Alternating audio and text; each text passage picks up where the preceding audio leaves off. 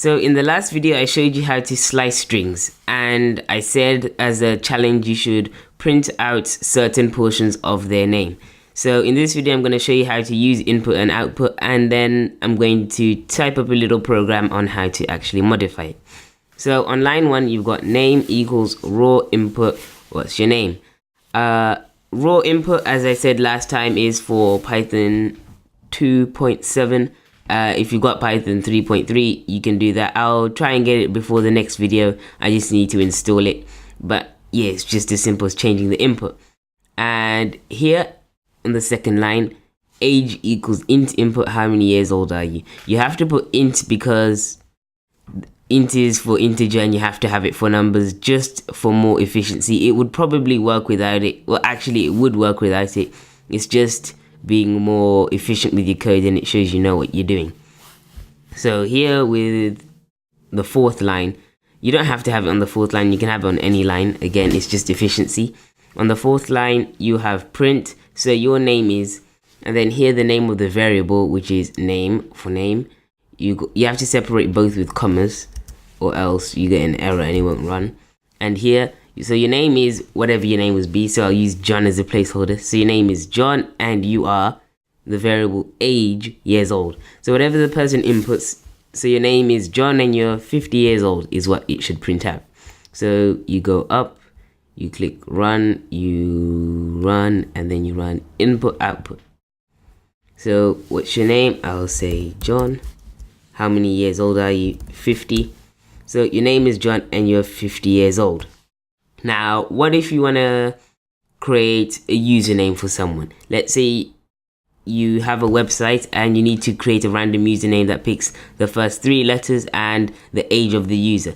This was a computer science task I was assigned. So what you would do is ask their name, as you've done, ask their age, and instead of printing this, you would print, you'd remove this text and say, and you run the program. Let's just check if that works. John 5. So it does print the first 3 letters. So once you've done the first part to that program, you can print that, and then you can also print, let's say, print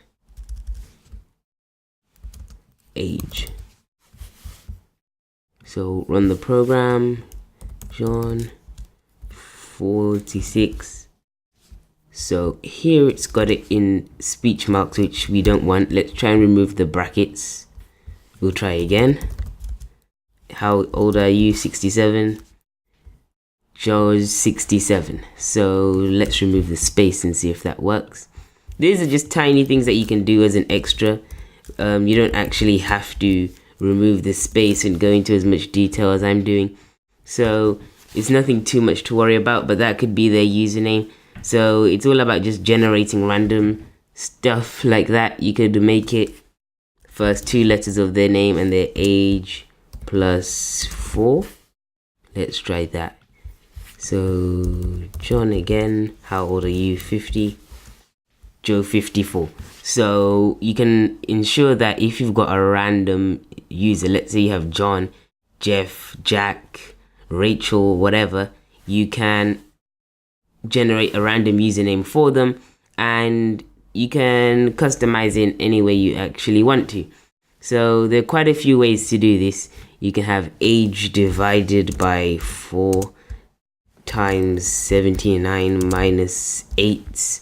If you want to go crazy complicated, because if someone has the same name but a different year they were born, they'll have a different username. So if you have 2 people called John and you don't want them to have a similar username, you can just change their age variable and then make it like this. So what's your name?